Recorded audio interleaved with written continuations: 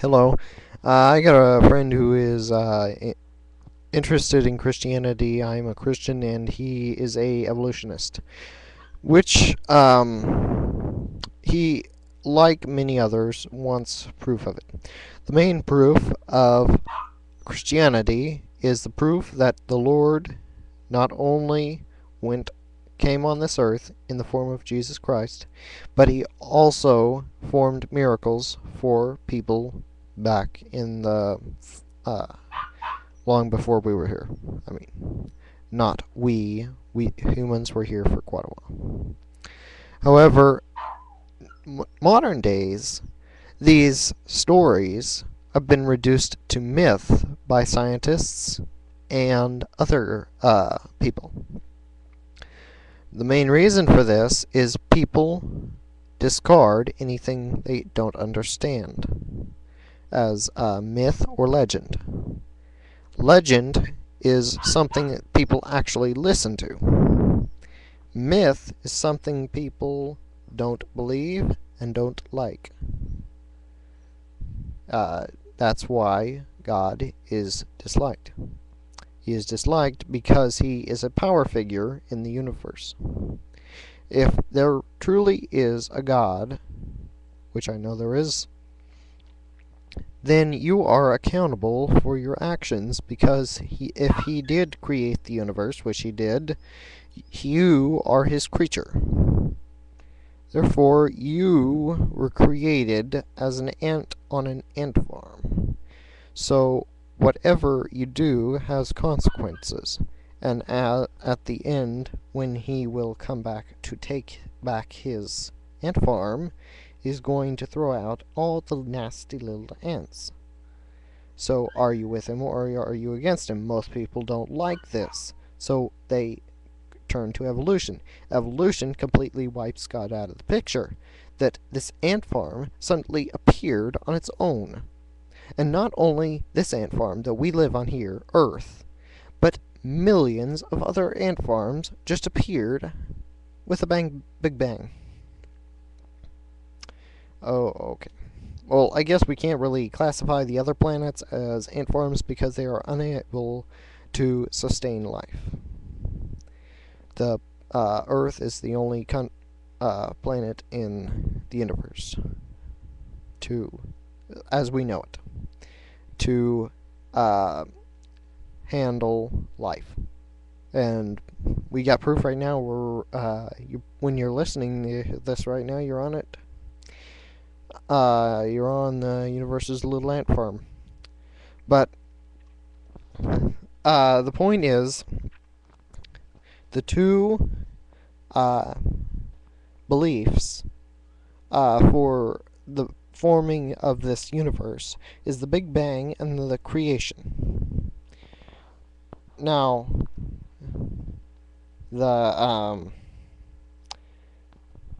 many times the creationist is given the name theorist because he theorizes about things that he hasn't seen.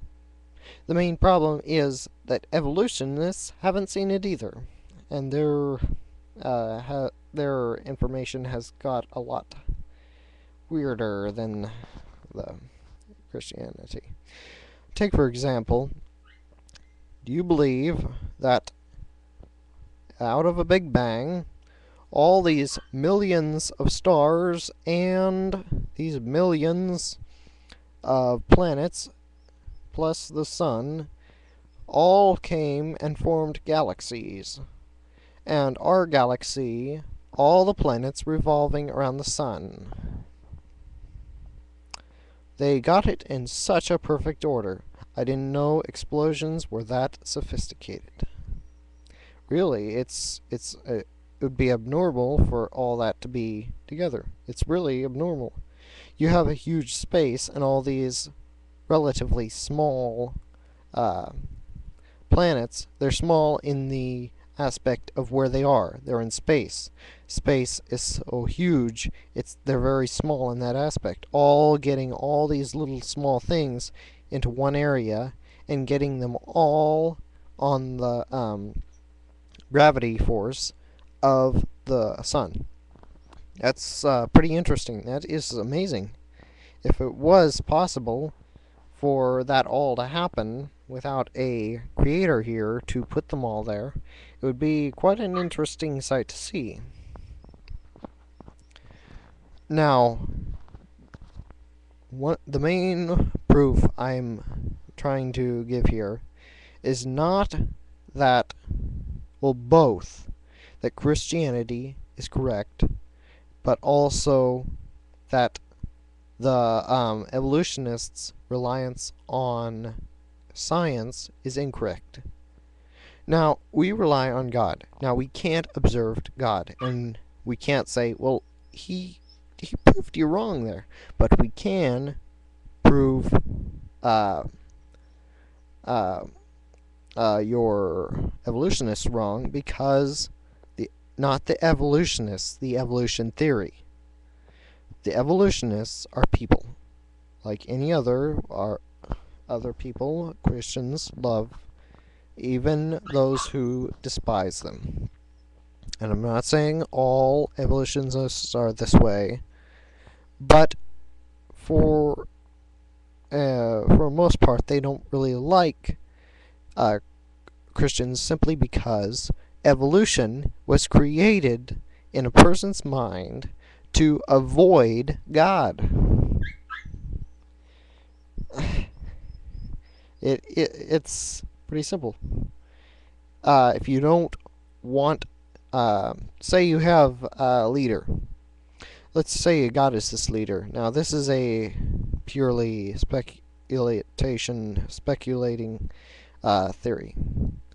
There is a leader, and he rules over his kingdom very lightly. He does not go in and he does not evict a lot of people. He does not hurt a lot of people, but he has made that nation and he is the ruler of that nation.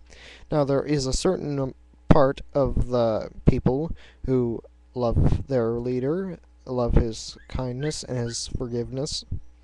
And then there are those who do not believe. They want to follow his commandments. And the only way to publicly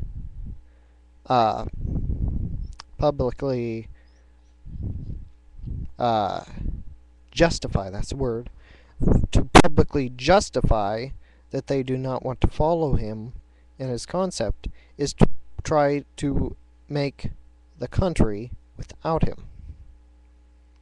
Now, it doesn't matter what they try to prove, the country is still made by that leader. That is a fact. As it is a fact that well, I guess you could, it's a disputable facts.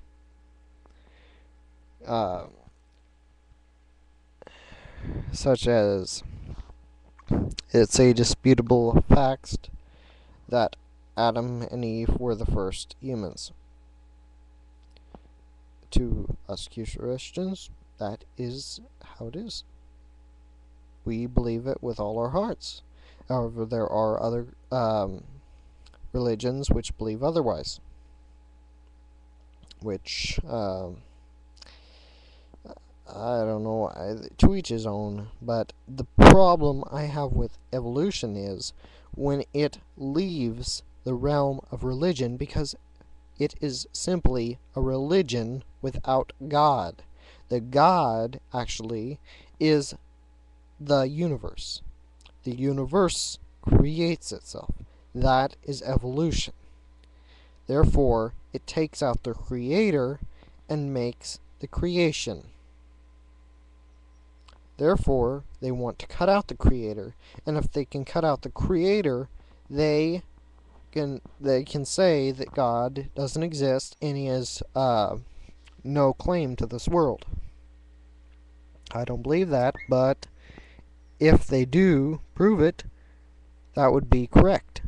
The problem is their proving has been a bit off lately. Well, one of the famous scientists, when this evolutionist theory came out, said it is 1 part bad science, 1/10 bad science, and 9/10 bad philosophy.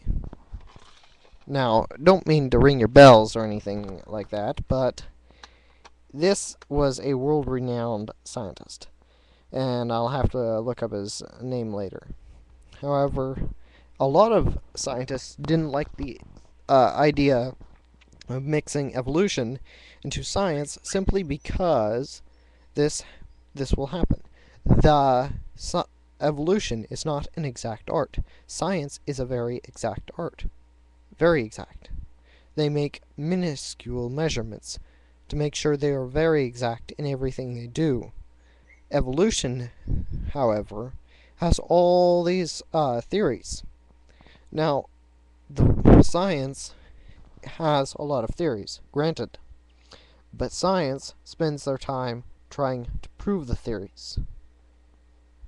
Evolution hasn't been proved. They've been trying for hundreds of years. But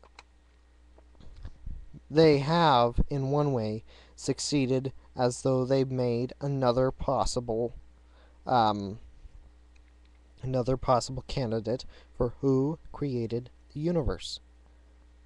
They have tried to block out God in that way. So, what I'm going to do is I am going to try to prove it wrong. If you prove it wrong, the alternative is the creation. That is the two main beliefs on how the universe and world came to be. It was 1, creation, God made everything. 2, it made everything. Itself made everything. Okay. I'm going to quickly go on back to the Big Bang. The Big Bang, it was spinning, remember? So they will all spin. This is supposedly fact. They will all spin in the same way if the Big Bang Theory is correct. Why is 8 known moons spinning the wrong way? Hey guys, you're going the wrong way. We need to turn around. That is one part of the Big Bang which begins its end. Here, I better stop this now and come back later. The point is, it's a good bedtime story,